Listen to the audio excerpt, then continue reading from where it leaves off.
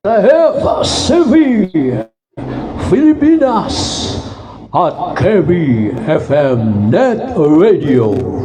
Narito na ang ating balitaan at kumustahan. Archie Jimenez and Freddy Velez.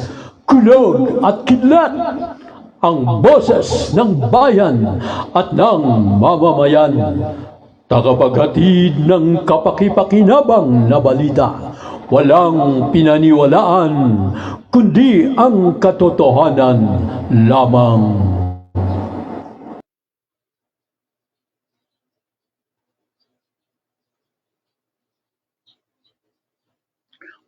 Okay, magandang umaga sa inyong lahat, mga katropa at kababayan. Narito na naman po ang kulog at kidlat. Siyempre, ngayong araw ng Martes. Yan araw ng Martes ngayon ikalima ng buwan ng Mayo. Okay, good morning Luzon, Visayas at Mindanao. Uy, kumusta na ang aking kaibigan dyan sa Japan? Uy, Moki Bayani, bro, kumusta ka na? Ikumusta mo na lang kami dyan sa lahat ng tropa pips natin dyan. Emmanuel Velez, Angie Sofia, and Grace, good luck sa E&G Asean Grocery. Tita Charito dyan sa Los Angeles, California. Good morning sa lahat ng mga taga-subaybay namin sa iba't ibang dako ng mundo. Magandang umaga po sa inyong lahat. Ingat at huwag po tayong magsasawang magdasal para sa pagbabalik ng kapayapaan sa Middle East na hindi pa talaga tumitigil. Okay, katropang kulog, bumati ka muna sa ating mga taga-subaybay, mga katropa at kaibigan, ang ating pong partner, ang romantiko, Bigotilio, Archie Jimenez. Alright, magandang umaga po sa lahat ng aming mga masusugid na mga taga-subaybay.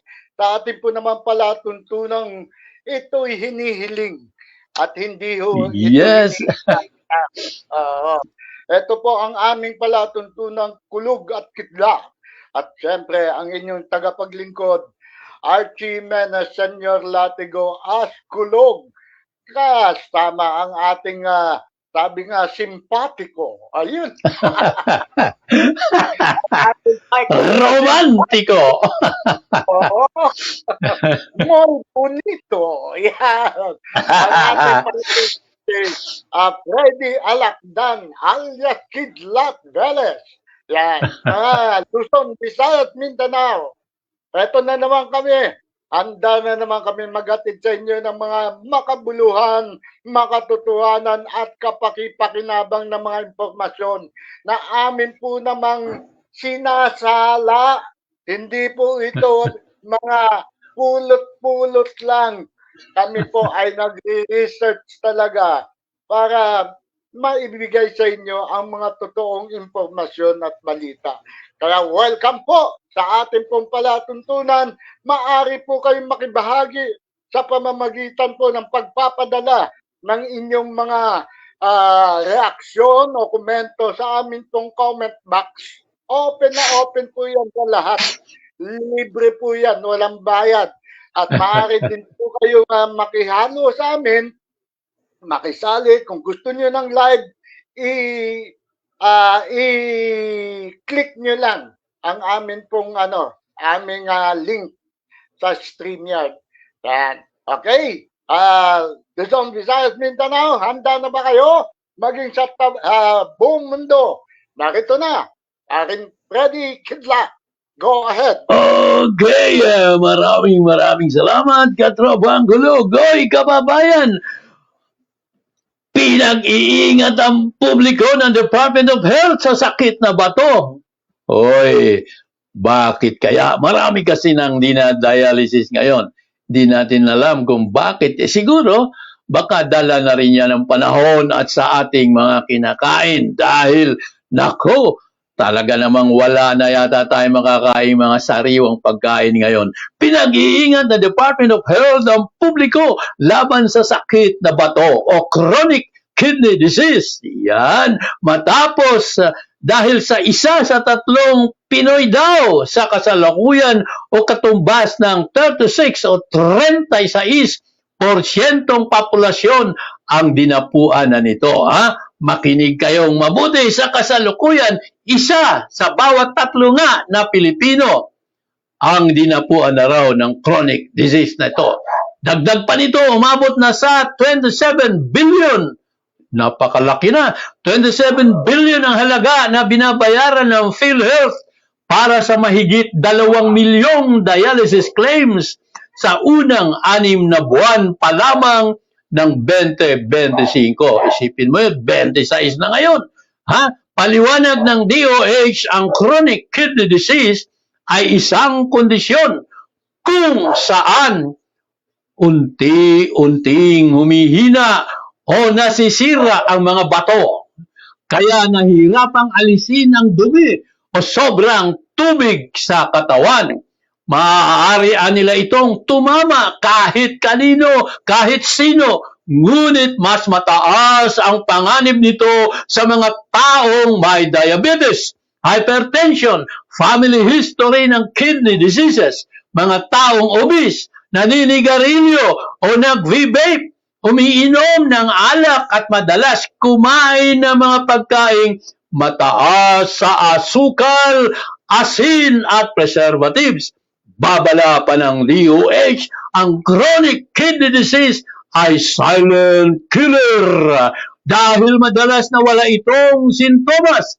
Sa umpisa, karaniwan nilang sintomas nito ang pamamaga ng mukha. Yan kamay, paa, madalas na pag-ihi, lalo na sa gabi, pagkawala ng gana sa pagkain at hirap sa paghinga.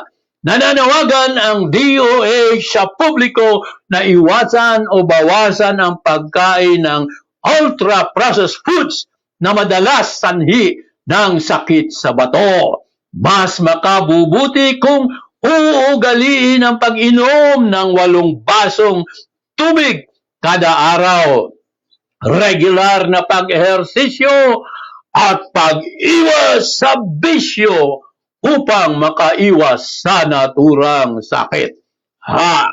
Sana natandaan yan, Nako, mag-ingat. Anong masasabi mo dito, Katropang Gulog, Ayan, kasama nga kidlat, mga kababayan. Dito sa panahon na ito, talagang very prone yung mga ganyang klase ng sakit. Dahil nga, una, dahil sa ating sitwasyon, no? Yes. Medyo, yung mahirap talaga ang ating kalagayan ng marami sa ating mga kababayan ng mahihirap. Di siyempre, ang pangunahin sa mga madali kasing lutuin ngayon ay maraming preservatives, maaalat. No? Katulad na lamang po ng mga noodles na yan. No? Dahil sa kahirapan na bumili ay ng maraming preservatives na pagkain. Yes. Ang hahanapin nila yung kung saan sila makamumura. Di ba? So, At makikita naman po natin na talagang sa ngayon, mabili. Pangunahing nabibili ngayon ang mga noodles sa ating mga pamilihan. Dahil bukod sa madaling lutuin, nakabubusog naman. Diba? Pagkatapos niya, eto pa, isa pang problema dyan. Di siyempre, pagka wala kang pang-ulam, unang-una mong nasa isip ngayon, murang bilihin uli. Ang pagkain ng tuyo. Yan. Yan. Sa mga Ah. nagiging dahilan kasi alam na natin ng tuyo, ang pinaka-preservative niyan asin. Oh? Oo. Maalat yan. Maalat yan. Yan ang mga nagiging dahilan. At hindi lang yan. Meron ding bato na hanggang ngayon hindi sumisipot. Hindi nagpapakita. Oo. Anong bato yun? Anong bato yun? Ha? Hindi malaman kung nasaan yung bato na yan. Kasi hindi nagpapakita. Ay baka dala-dala ni Ding. Kasama ni Darna. Ay. Mabigat na kasamang kidlat. Yung bato na to, sumusweldo ng 100,000. Oh, alaga ha? Grabe.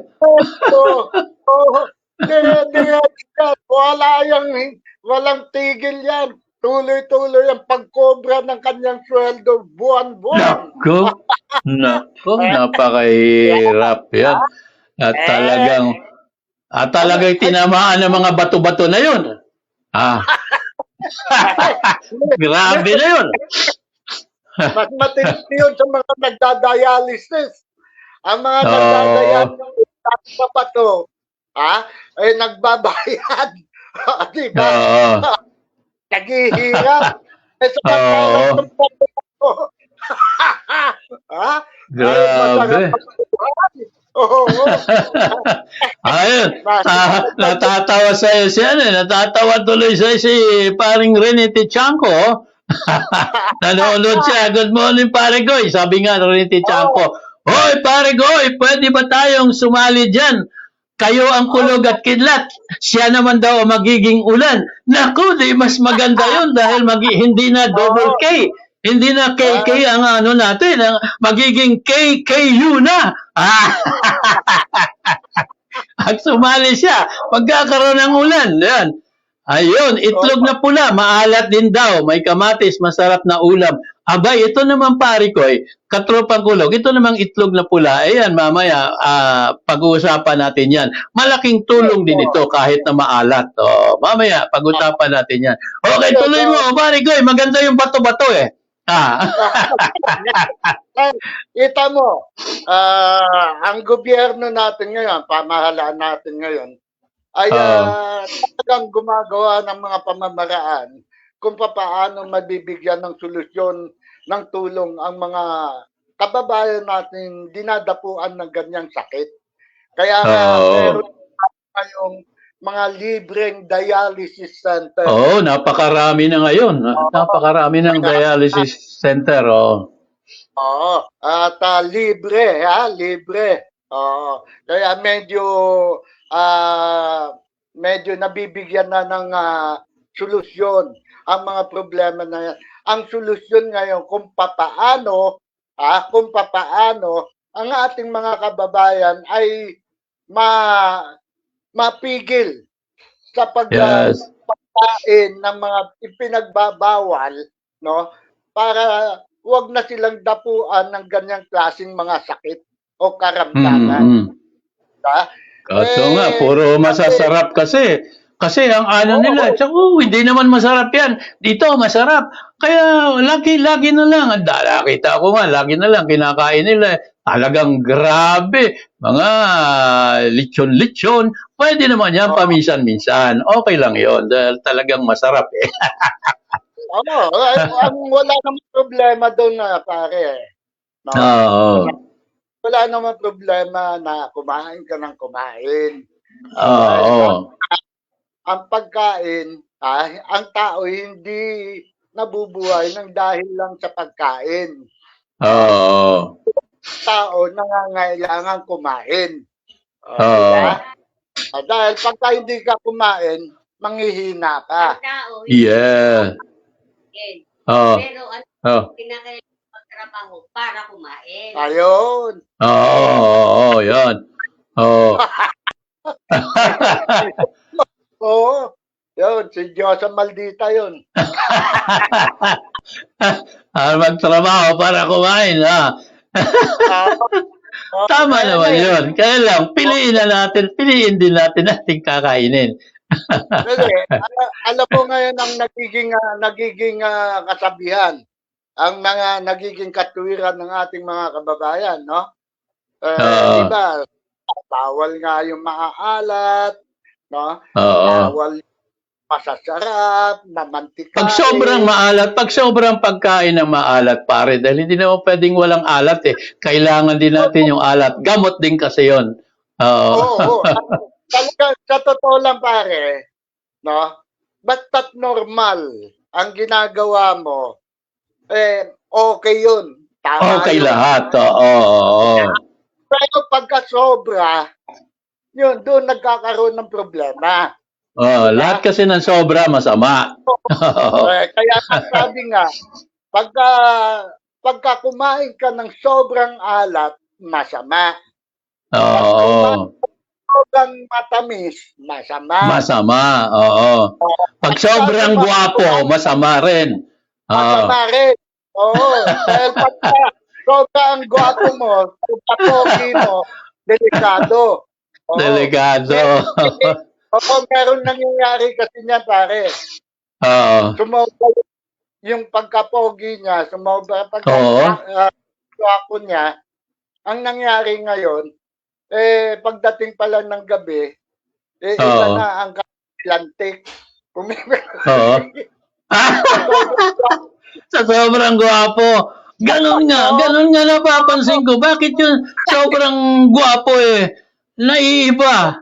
Iba ang mga... Kagabi nagising, sa umaga, si Ding pa lang siya. Pagdating ng paglunok niya ng bato, darna na siya.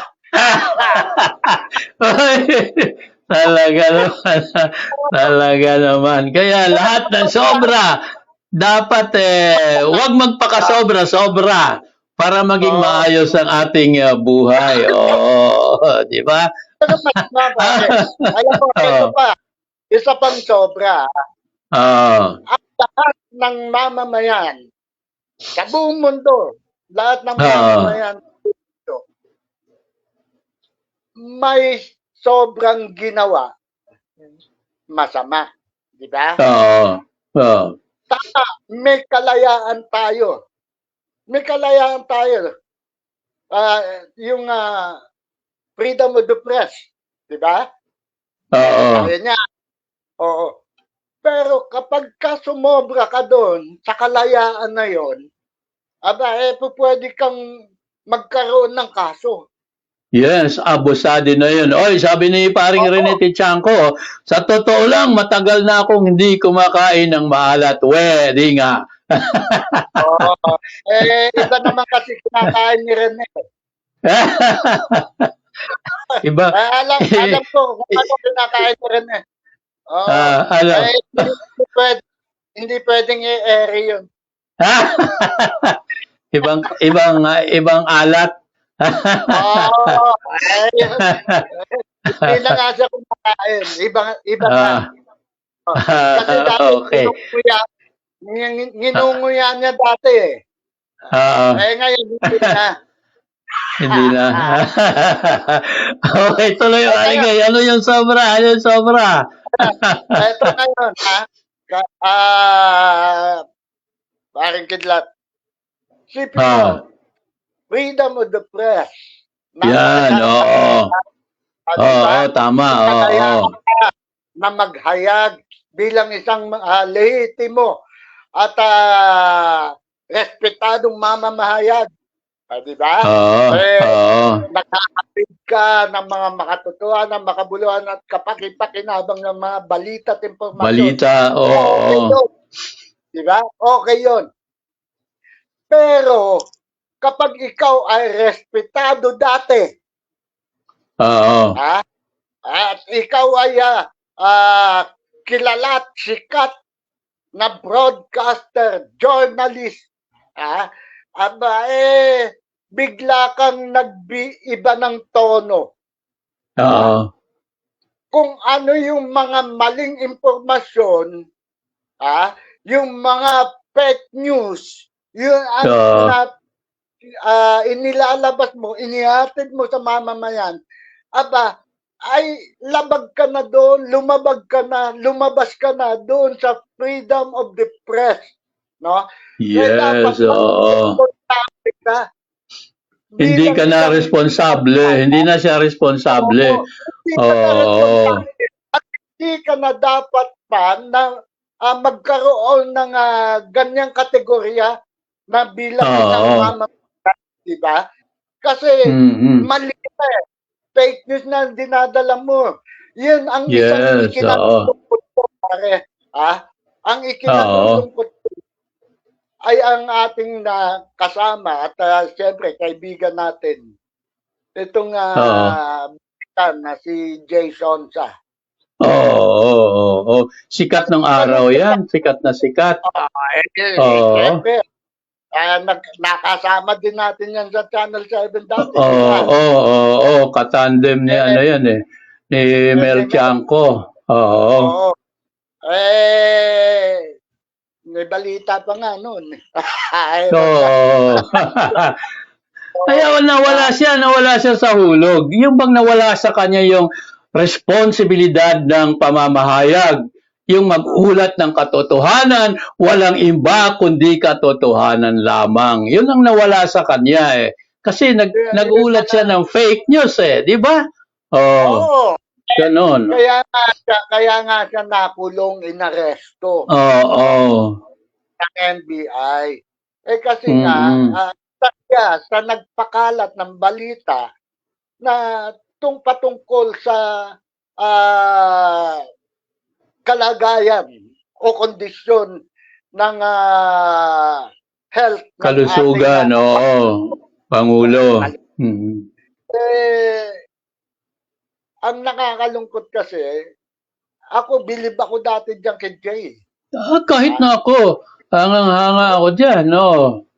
Oo, bilib ako dati dyan kay Jay. Pero sa nangyari ngayon, no, na masyado siyang pumailalim sa kaway ng ginto ba? Iba na kasi sinasamba noon. Iba na sinasamba eh. Kami, no? Pera na, no? Ang atin kasi bilang mamamahayag, responsable. Maging professional sa trabaho. Ganon dapat, nagsusulat, nagsasalita ng malinaw, ganyan. Walang mali, walang personal na opinion, hindi ka bayaran. Huwag kang gumawa ng makalilito sa mga mambabasa o sa mga nakikinig sa'yo. Ganun dapat eh. Di ba? Yun ang nangyari sa kanya. Kaya ako, sa totoo lang, nalungkot ako nung mabalita ko nangyari sa kanya. No? Siyempre. Kahit magagawa. Dahil sumobra nga siya sa kalayaan. Di ba? Yun ang sinasabi ko. Pagka sobra, masama talaga. Kahit may kalayaan ka, pagka sumobra ka, katulad ng ginawa niya, may kalayaan ka maghayag, pero mali naman ang inihahayag mo, ang inihatid mong impormasyon, siyempre sobra na yun. Diba? Sobra, totoo. Katulad niyan, kalayaan din na tayo ay magsisigaw, express. Ano yung ating gustong sabihin? Patungkol sa gobyerno. Pwede natin i-daw yan. Pero, kaakibat nito, kaalinsabay nito, dapat may pinanghahawakan ka. May pinanghahawakan ka. Maganda yun. Totoo yung pinagkukunan mo. Kung sino ang pinagkukunan mo ng balita, kailangan totoo. At saka mamimili ka naman ng balita. Dahil pare ko, ang mamamahayag ay dapat maging tapat at responsable sa kanilang pangangalap ng impormasyon para sa publiko. Makakatulong pare ko dyan. Kung nakakalimutan na kasi nila yung Code of Ethics, Yun makakatulong sa atin na mapapanatili ang tama, katotohanan, walang kinikilingan, balanse sa pagiging patas sa atin bilang mamamahayag. Habang malaya sa obligasyon sa anumang interes, maliban sa paghahatid ng tumpak na pag-uulat ng walang pagkiling sa ngalan ng mga miyembro ng ating komunidad. Ganun dapat, pare ko. Kaso nga, ang nangyari nga, sabi mo nga, dapat walang kinikilingan. Wala, oo. Sabi niya yun, sabi nila yun, walang kinikilingan, pero may kinikikilan. Mali yun, mali. Oy, Maring Linda Rabago! Pare, si Maring Linda Rabago nanonood. Oy, kumusta dyan? Napakaganda yung aking kumaring walang kakupas-kupas dyan sa Barangay Lumang Bayan. Oy, kumusta kayong lahat dyan? Sana naman makadalaw ako dyan.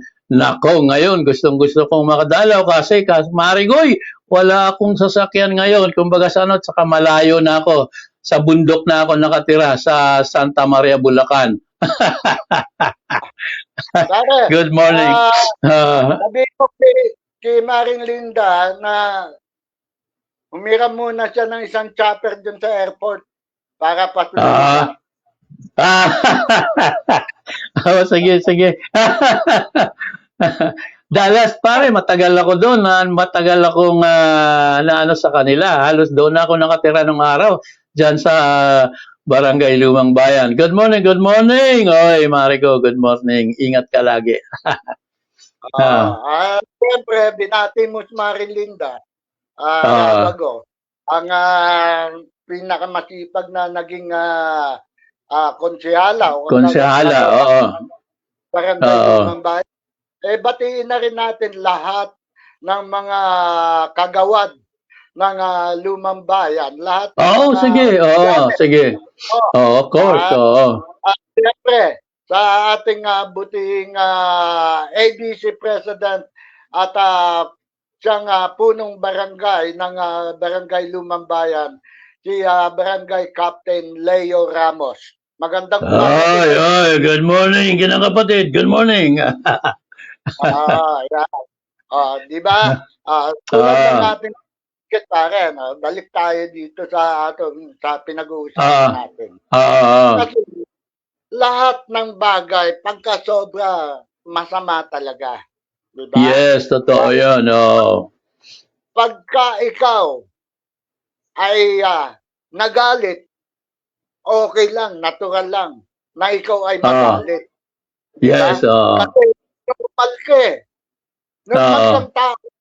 Pagka nasaktan ka, magre-react ka. Magagalit ka. Pero, pagka sumobra na ang galit, iba na kasi yung galit eh. Iba na, oo. Pagka ang galit ay nauwi sa puot, iba na yon. Dahil makagagawa ka na ng hindi mo gustong gawain. No? Yes, oo. May mga pangyayari pare, ayaw mo man, bugso ng damdamin, nakagagawa ka ng mga bagay na ayaw mong gawin. Di ba? Totoo yun.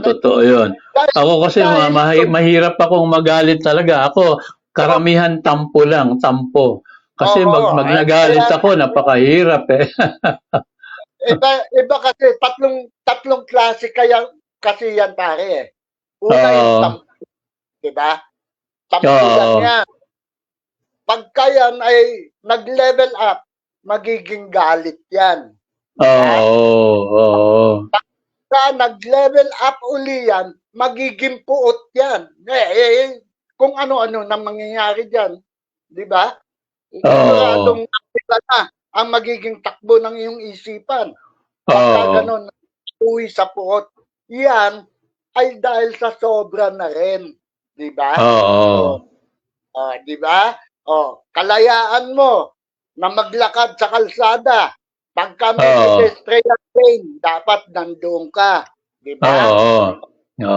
Madaya ka makapaglalakad, may pedestrian lane. Pero, pagka ikaw ay bumaba na sa pedestrian lane, sobra na yun. Nilalagay mo sa peligro ang buhay mo noon. Di ba? Oo.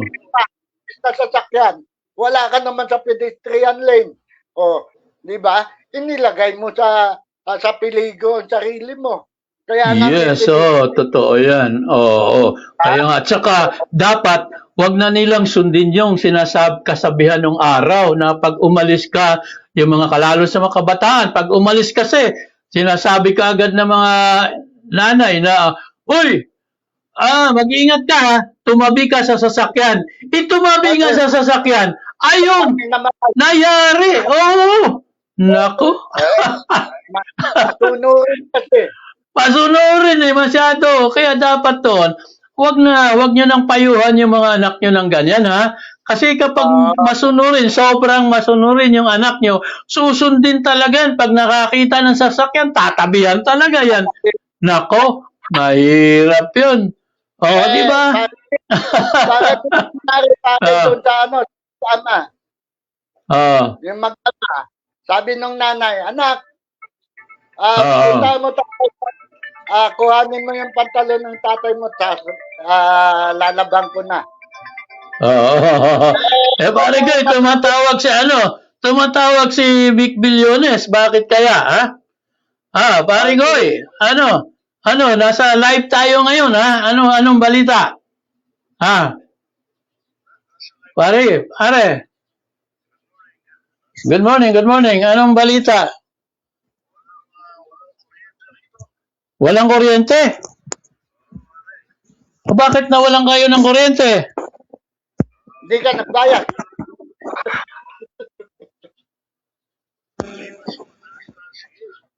Wala pa kuryente. Paano yan? Ay, walang kuryente. Mahina ang ano niya. Naka kami. Live.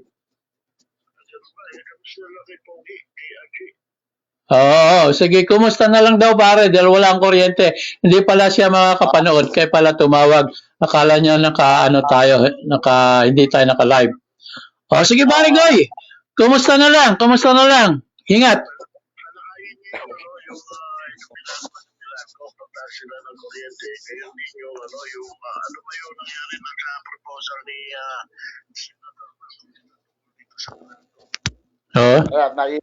Hindi maintindihan. Okay.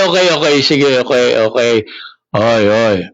Meralco, calling. Wala daw kuryente ngayon dyan, sa ilang bahagi dyan sa Pandi, Bulacan, ha? Wala daw kuryente. Okay. Isa din sa sobra. Isa din yan sa sobra. Si Karimbic. Isa rin yan sa sobra. Sobra din ba yan?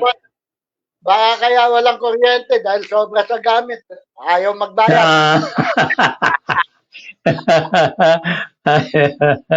Karamihan na ganyan. Kami talagang kahit wala makain pare, sinisiguro namin na mabayaran lahat yung dapat na bayaran. Mahirap maputulan. Nako, di ba? Napakahirap. Kaya sabi nga, ba't di na lang unahin nyo yung kuryente saka na yung internet? Sabi ko, kuryente ka, wala ka din namang internet. Sabi naman, bayaran internet bago ng kuryente. May internet ka nga, wala ka namang kuryente. Hindi pwede yun. Pareho dapat. Kung ano naman, kuryente lang, wala kang pambayad na internet, kuryente na lang, okay na yun. Mag-data ka na lang. Hindi ka limitado nga yung iyong gagawin. Dahil iba talaga yung internet Hindi pwede paghiwalayin ganun talaga. Nako. Kaya talaga. Sa ating mga mamamahayag talagang dapat nating ayusin ang ating propesyon nang hindi naman tayo maliligaw ng landas. wag yung mag-fabricate ng mga istorya, ha? Dahil magre-resulta ito na isang hindi ethical na kasanayan. Kahit gaano man kaliit, kapag isinalang-salang kung ang isang bagay ay sinasadya o hindi, alinmang paraan, ang gawa-gawang kwento ay may negatibong kahihinatnan na sa magkabilang panig na nasasangkot. Kaya iwasang gumawa hanggat maaari ay sa pamamagitan lamang ng pagpapanatili sa mga katotohanang nakukuha mula sa pinagkakatiwalaang sources. Dapat ganon, no? Di ba? Arigoy? Sa totoo lang, mga kaibigan, mga kababayan, nakakalungkot lang kasi, no? Oo. Magkakasama sa profesyon, ba't hindi maiwasan yung siraan? Oo, ay talagang ganun. Oh, kasi pagalingan eh. Hoy, mas magaling ako diyan. Hoy, wala pong pare-pareho po tayo habang tayo'y nabubuhay. Hoy, nag-aaral tayo. Wala pa tayo doon sa dulo ng kagalingan. Pag nasa dulo ng kagalingan na tayo at mamatay kang maayos, na tahimik, ayun, mission accomplished ka doon. Walang pagalingan yan. Marami nga dyan nag-aral, pare. Talagang totoong, maraming mga, na talagang lahat pinag-aralan hanggang maging sa ibang bansa. Pero marami pa rin pagkukulang, marami pa rin hindi alam. Dahil hindi naman lahat ng dapat mong malaman ay naituturo sa school, di ba? Hindi. Hindi. Kaya wala tayong dyan. Huwag yung sabihin magaling kayo. Pare-pareho lang tayo. Okay, mataas ang grade sa school. Ganon din naman ako. Pero hindi yun ang binibigyan ko ng kundi yung matutunan mo sa iyong sa kapaligiran. Matutunan mo sa iyong sariling pag-iisip na walang nagtuturo sa iyo. Ganon dapat. Di ba? Yeah. Pero yun pare, hindi po pwedeng walang magtuturo sa iyo. Diyan, kasi ang iisa lang naman ang nasa isip natin Kung wala tayong Diyos sa buhay, totoo isa yun. Yun. Diba? Yun lang naman yun ang dakilang guro. Yun ang talagang ultimo na guro na nagtuturo ng kabutihan Diba? Pero itong mga nagtuturo dito sa mga nainggit ka. Mukhang umaasenso yun. Malabo yun. Abay, dapat nga, Lord, thank you, kaibigan ko. Umasenso. Ganon dapat. Pero pag yung umasenso, na puro sa pagnanakaw, abay, yun ang walang kapatawaran. Talagang lahat ng kaligayahan matatamasa nila. Pero pagdating sa tamang talagang paghuhusga, yari kang bata ka. Ganon yan. Ang natin kasi dito sa atin, tama yung kasabihan na utak talang ka kasi. Ang ating mga hindi naman lahat, no? Pero ayaw ninyong nakikitang umuunlad o maasenso ang kapwa nyo, no? Lalo sa mga, sabihin natin, sa mga kapwa natin mamamahayan, no? Pagka nakita nila medyo dumadami yata ang contact nitong na to, gagawa sila ng paraan para masiraan. Yung taong nakikita nila medyo umaangat, umaasenso, bakit hindi kayo na lang matuwa kaysa sa mainggit? Dapat nga ganon, matuwa sila di ba? Na lang kayo. Huwag niyo na isipin. Kasi, eto naman kung sakasakali, talaga hindi naman nawawala yung nagbibigay ng biyaya ang mga anak nyo, susundin talaga nakakita na sa sumisingit.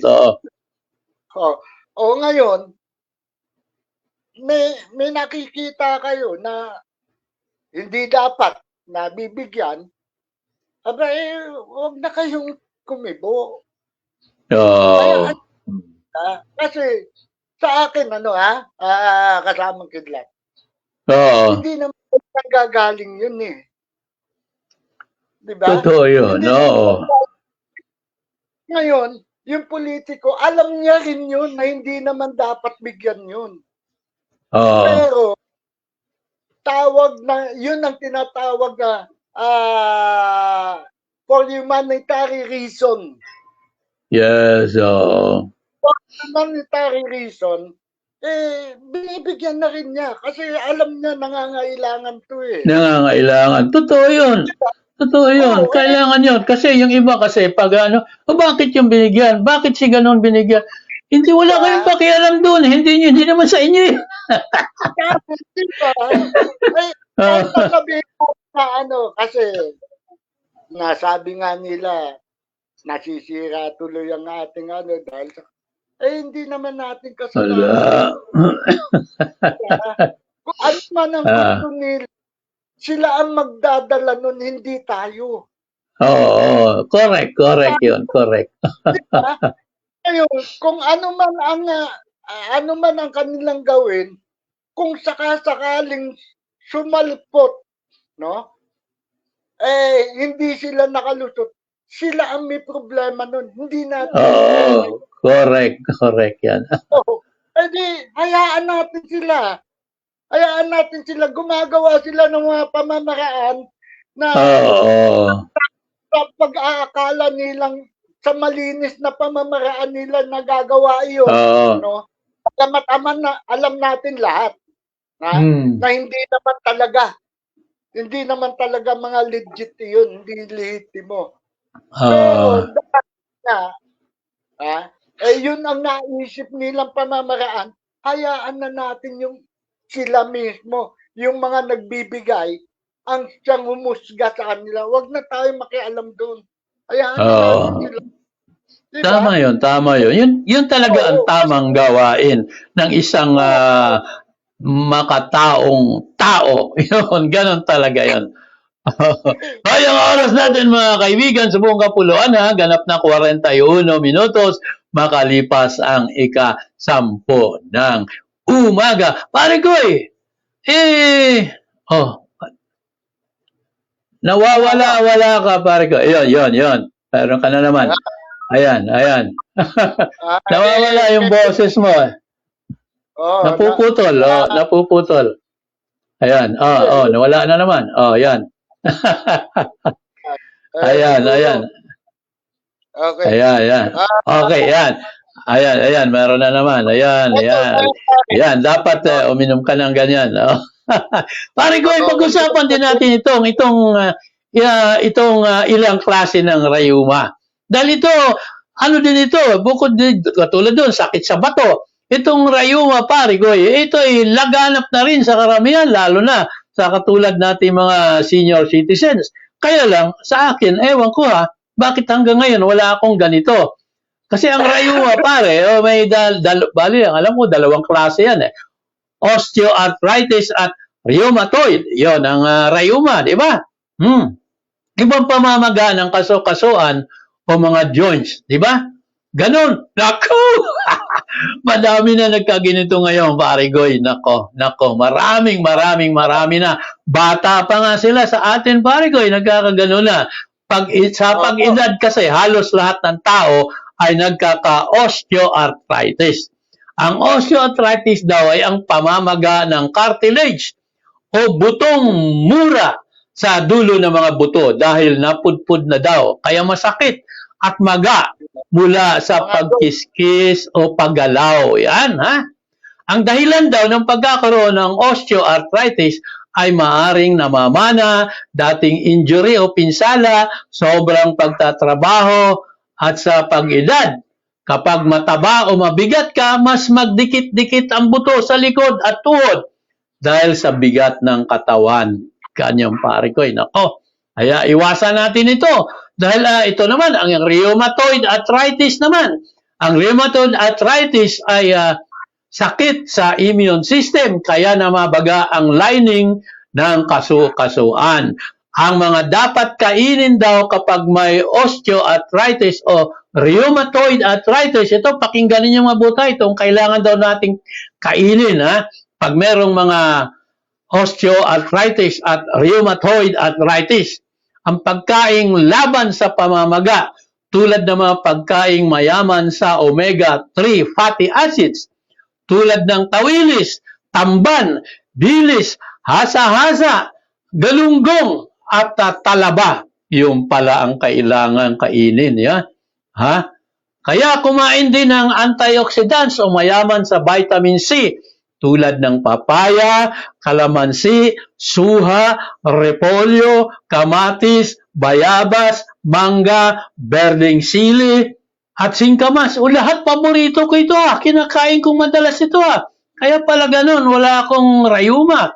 Kumain ng may beta-carotene o vitamin A, gaya ng dilaw na gulay at prutas, kamote, mangga, papaya at kalabasa. Ay, yung paborito ko pala lahat yun. Kaya pala, Marigoy, wala akong ganyang sakit, ha? Lalo na yung pinaka-paborito mo sa lahat, yung talaba Oo, yung talaba. Talaga. Paborito ko yun, ha? Talaba talaga. Oo. Alam mo, pare, sa panahon na ito, Oo. katulad binanggit mo, Osteoarthritis. Osteoarthritis. osteoarthritis, saka yung Rheumatoid arthritis. Yun. Oo. Yung basta yun. Basta yung mga ganon. Rheumatoid. Rheumatoid. Yun, Dati, rayuma lang. Oo. Di ka, ano tawag dito? Pulikat. Yan. Pulikat. Oo. Pulikat, rayuma, yun ang tawag dati pagka kumikirot yung mga kasu-kasuan mo, naninigas. Di ba? Yung mga pili mo, dahil sa pulikat o rayuma. Nag-level up nga yan. Ngayon, may osteoarthritis, rheumatoid, yung mga rheumatoid, osteoarthritis, gano'n, no? Dati sinasabi din nila, huwag daw kakain ng may buto-buto. Katulad ng munggo. Hindi naman totoo yun, eh. Munggo, sitaw. Paborito ko yung munggo, eh. Nane, bawal daw lahat yan. Hindi bawal yun. Mali yun. Kayuma nga sa mga bawal daw yung mga may buto-buto. Ganon? Ganon ba? Yun ang sinasabi. Pero ako, hindi totoo. Kasi hindi totoo yun. Yun ang kinakain ko. Pero nakakaramdam ng ganun. Ngayon, ang natin kasi, sa pagkain, ang pinaka-problema talaga sa lahat, yung hindi ka na nakakakain ngayon ng sariwa. Yun. Totoo yun. Sa mga gulay. Ang mga gulay, bago yung makarating sa, mula sa bundok, papuntang palengke, kita mo, pagdating sa palengke, mga sariwa pa din. Bakit? Anong dahilan bakit sariwa pa rin? Hindi man lang nanguluntoy. Ang mga dahon nito. Hindi man lang nagkaroon ng palatandaan na ang mga galing sa bundok ng mga gulay ay nagkaroon ng diferensya. Di ba? Kasi nga, meron silang inilalagay ng mga chemical. Yes, Tama, mula doon sa bundok, nung i-harvest nila, sariwa lahat yun. Sariwa lahat, siyempre. Oo. Oo. Pero pagka ibinyahin na yun, kinakailangan dumating ng sariwa sana Oo. sa mga pagbabagsakan. Kasi pagka hindi nila nilagyan ng chemicals yan, pagdating sa bagsakan yan, aba, nangangaluntoy na yan. Diba? Pero bakit nga ganun? Sariwa pa din pagdating. Oh, di ba? Sa mga gulay yan. Sa mga Oo. isda naman, ganun din. Oh, sa isda, pag dumating sa palengke, sa baksakan, aba, mga sariwa pa kung tignan. Oh, bakit? Kasi may chemical din. Yun ang masama eh. Yung masama. Oo. Diba? At yan, yung mga chemicals na yan, ang nagiging dahilan kung bakit nagkakaroon ng karamdaman o iba't ibang sakit ang mga tao dahil sa pagkain ng Correct mga yan. Correct yan. Oo. Oo. kasi tayo, no? Yung katamaran, pagka-umiral, di ba? Yung katamaran, pagka-umiral, pagka gusto mong iluto, kahit hindi mo nahugasan, iluluto mo na lang. Kasi ang katwiran natin, pakahirap naman nun. ang katwiran ng marami, dumadaan naman sa apo yan. Nako, kahit na hindi naman lahat ng nako, mahirap yun. Oo. Kaya yan ang nagiging dahilan. Pero sa totoo lang po, pagkagulay, eto tip, sa mga may hilig kain ng gulay, bago ninyo iluto yan o ano man ang inyong gawin dyan, tapos nyo mabili, nasa bahay na kayo, mas makabubuti, eto, ibabad nyo muna yung mga gulay na yon sa tubig. Yes, tapos may asin. Lalagyan mo ng asin. At hindi lang asin, pare. Kailangan may baking soda. Pati baking soda. Ako wala na, hindi ako naglagay. Basta tubig at asin lang pare, tapos bababad ko na yung gulay. Kasi maglulutangan na yung mga maglulutangan na yung dumi. Kasi yung baking soda, yun ang nag-neutralize kasi.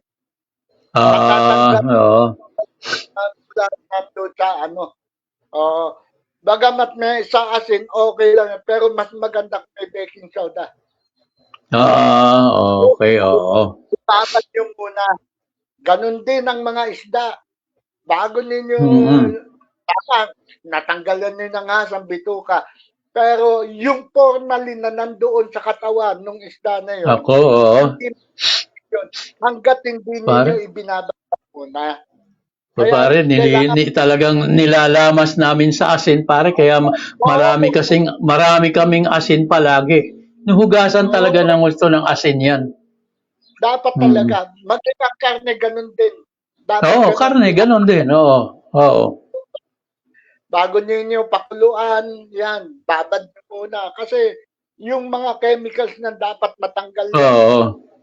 Pagka hindi nyo tinanggal yan, yan ang nagko-cause ng iba't ibang uri ng sakit o karamdaman. Correct, oo.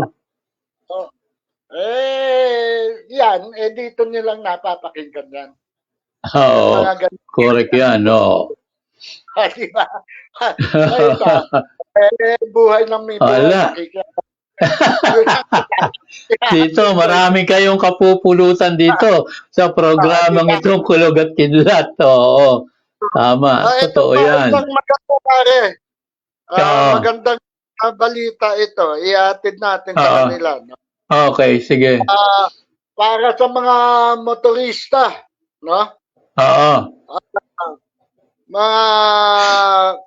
Mga kaibigan, mga kababayan, palalawigin ng Land Transportation Office o LTO ng 3 buwan ang validity ng mga driver's license conductor's license, student driver's permit, at motor vehicle registration na mapapaso ngayong Abril. No? Yung Good yan, buwan. good, oh. Oo. Layunin nitong mabigyan ng dagdag na panahon ang mga motorista upang maasikaso ang kanilang renewal at maiwasan ang agarang penalty. Yes, correct yan. Maganda yan. Oh. Na samantalahin ang extension at ayusin ang kanilang mga dokumento bago matapos ang palugit. Yan. Yan. Ulit Okay. Oo. validity extended ng 3 buwan ang mga driver's license na napaso noong Abril. No? Yung student permit. Yan. Oo. Registration, yung mga rehistro ng mga sasakyan, no, na nagpaso ng Abril ay extended ito ng 3 buwan. So, ibig June, July. Mahaba-haba yan, mahaba-haba. Oh, di ba? Oh. Yan pare, ang isa sa pinakamagandang mga nagagawa ng ating Pangulo. No? Yes. Para matugunan ang mga pangangailangan ng ating mga kababayan na nagdarahop, naghihirap. O, di ba?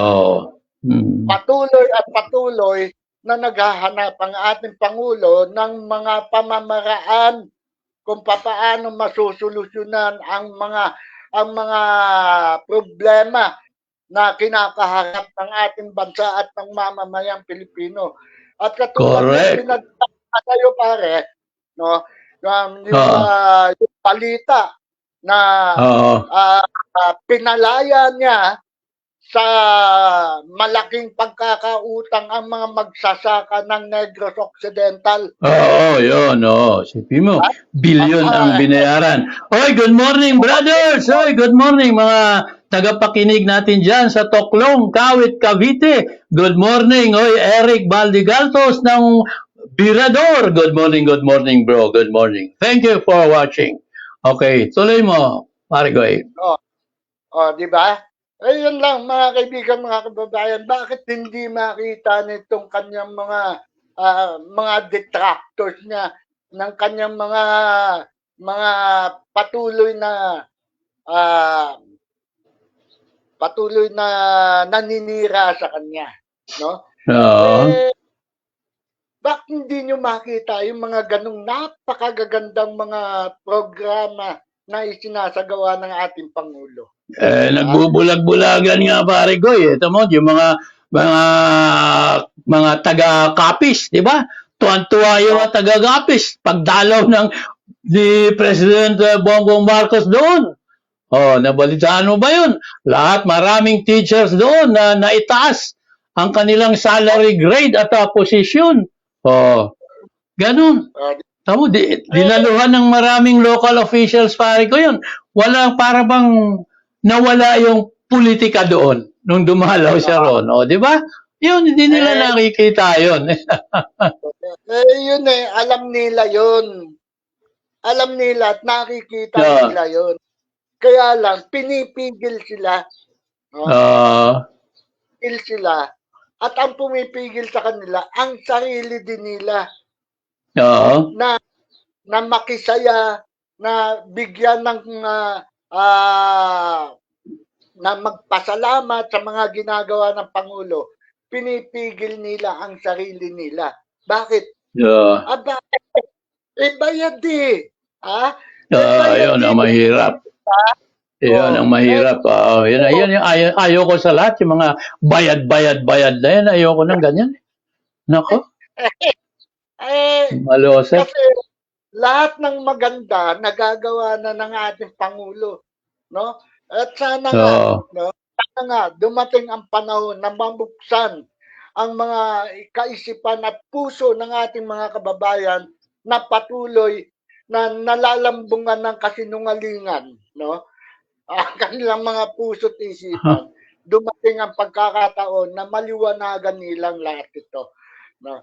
Na nag-iisa ang Pangulo natin na totoong nagmamalasakit at tunay na nagmamahal sa ating mga mamamayang Pilipino.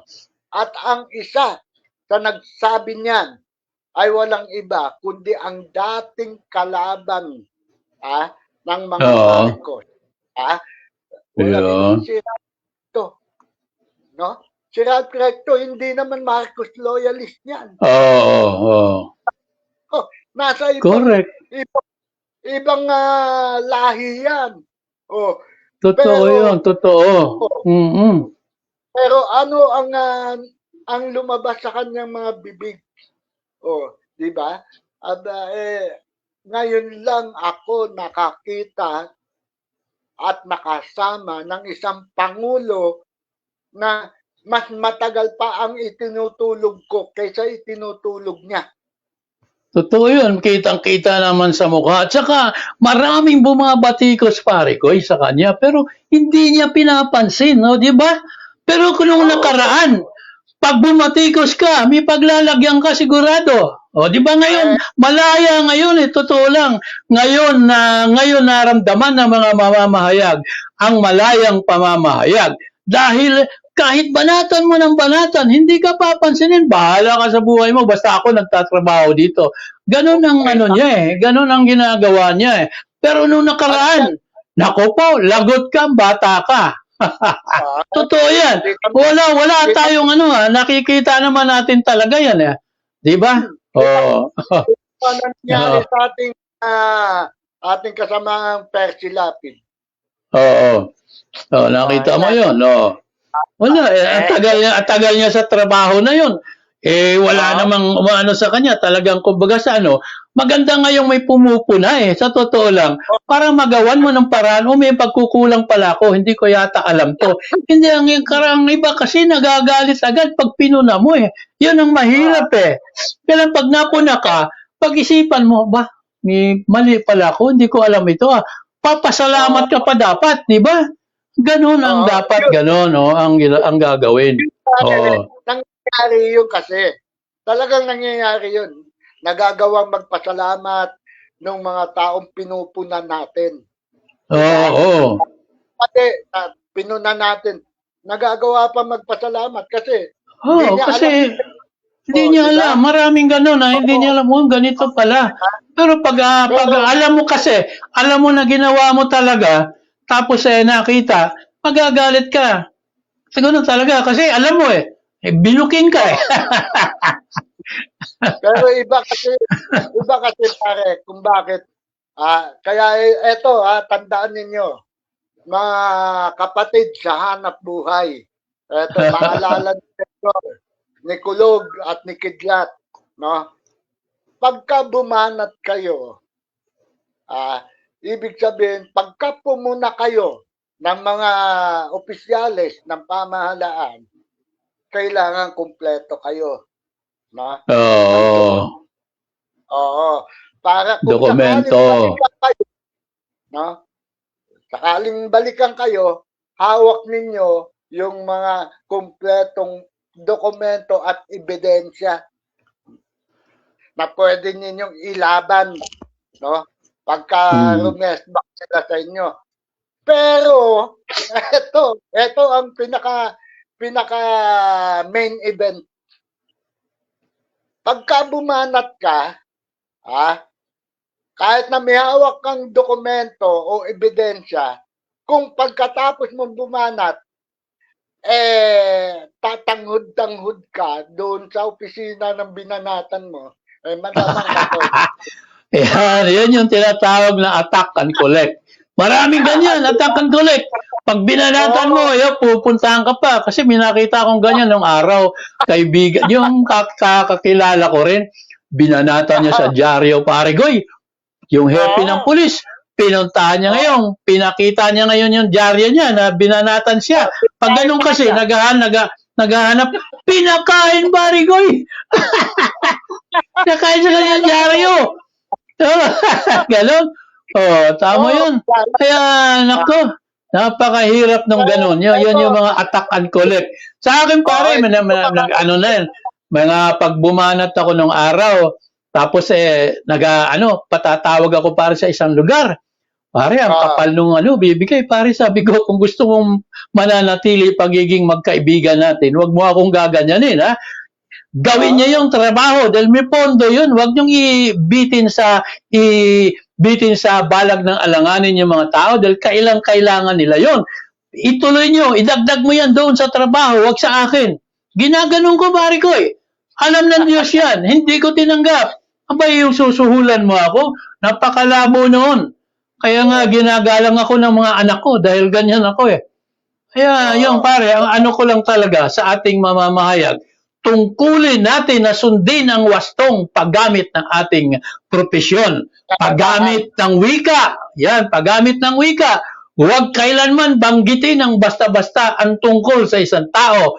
Ang pinakamabuting paraan upang maging isang responsableng mamamahayag ay hindi magtanong ng personal sa katanungan ng iyong pinagkunan. Dapat lang ganon. Lagi mong palaging tiyakin ang mga quote at nasa konteksto at mayroon kang sapat na impormasyon tungkol sa sitwasyong tinatalakay mo sa bawat araw sa iyong pagiging mamamahayag. Ay, pare Goy, marami pa tayong dapat pag-usapan. Sige, ano mo na singit mo na yan, okay. Katulad yan, hindi ko talaga makakalimutan yung pinakain ng Diaryo, Santa Maria yun. Yan, Santa Maria. Di mo pinakain ng dyaryo? Nako, sus Mario Joseph. Ganon talaga. Nako.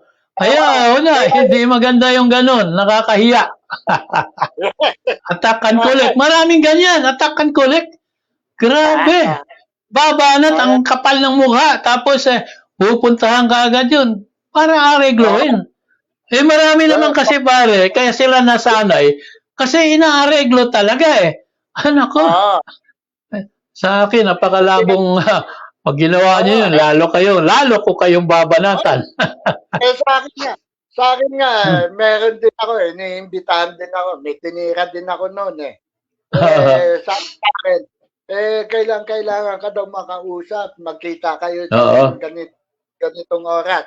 Sabi ko, alam po ninyo, sa amin po kako, o sa akin, bilang isang mamamayan, meron kaming opisina. Yes, Ano man ang kailangan ninyo, mas maganda sa opisina po natin pag-usapan yan. Kasi mahirap pagtabas, magkakaroon ng hindi magandang kulay. Ang gagawin kita.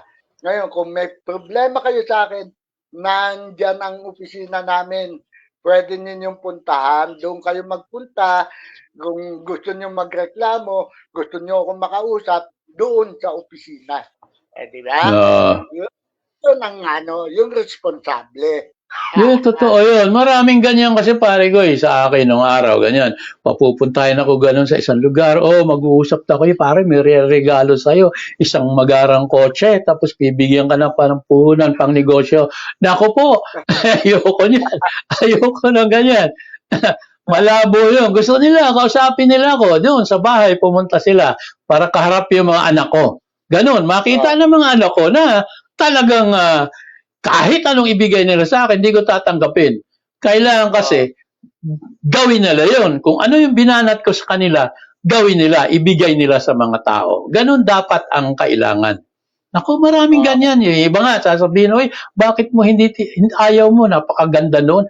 Ngayon nga lang, mayroong pare ko maraming pare ko pinapupunta ako sa isang lugar, ganon, kailangan daw ilabas ko yung ganong istorya at magbibigay ng pera pare, malaki-laki din yung ibibigay.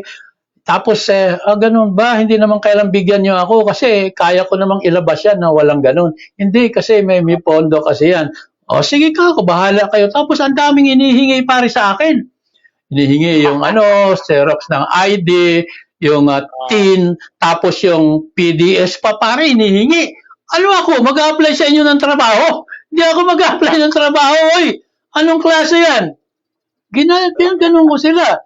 Pare, hindi po pwede yung ganun. Kukunin mo lahat ang sa akin. Bakit insulto yun, di ba? Para kang bakit ka? Bakit hihingan mo ako ng PDS? Ano ka? Sino ka ba? Mag-a-apply ka ba ako ng trabaho sa inyo? Ganun pare ko. Kaya yung pagkatapos noon, tamo yun. babanatan ko yun. Pagkatapos ng okasyon, ilalabas ko yung istorya, hindi ako manghihingi sa kanila. Pero isisingit ko sila sa okasyon. Mo lahat hinihingi Xerox ng ID, ng TIN, tapos okay na sa ano yung ID sa kayo. Pero yung hihingan ka ng PDS, pare doon ako nabuisit. Bakit? Bakit hindi kayo manghingi? Kunin niyo ang PDS ko sa opisina. Huwag sa akin. Ano pare kayo? Ang sama. Sama ng dating ba sa akin? Di nila nasanay sila sa iba kasi ganun. Hindi naman ako lumapit sa kanila. Sila ang lumapit sa akin. Sila ang nanghihingi ng ano. Ano pare kayo? Ng pabor. Ako, hindi ko kailangan yan. Hindi ko kailangan pera nyo. Kahit naghihirap ako, kahit papano, may pera pa rin ako. Bunga pusit.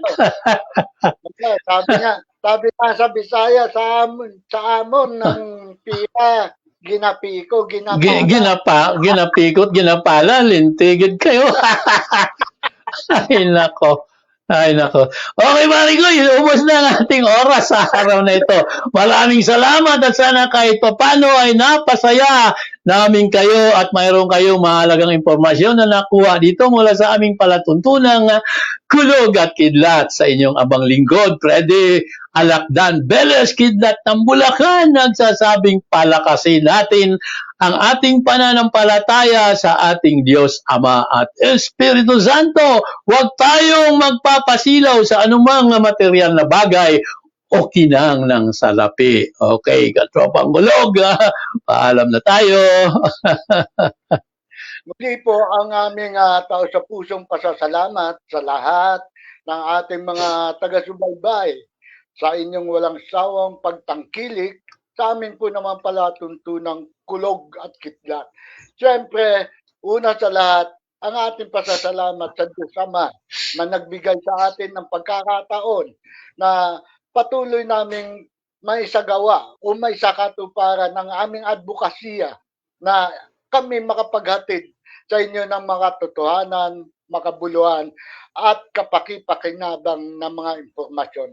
At sana ang pag-ibig ang siyang laging sumapuso at sumaisip nating lahat. Ito po naman ang inyong naging tagapaglingkod, Archie Jimenez, Senior Latigo alias Kulog, ng palatuntunang Kulog at Kidlat. Magandang umaga, magandang Martes ng umaga sa inyong lahat. Okay, maraming salamat. Love you.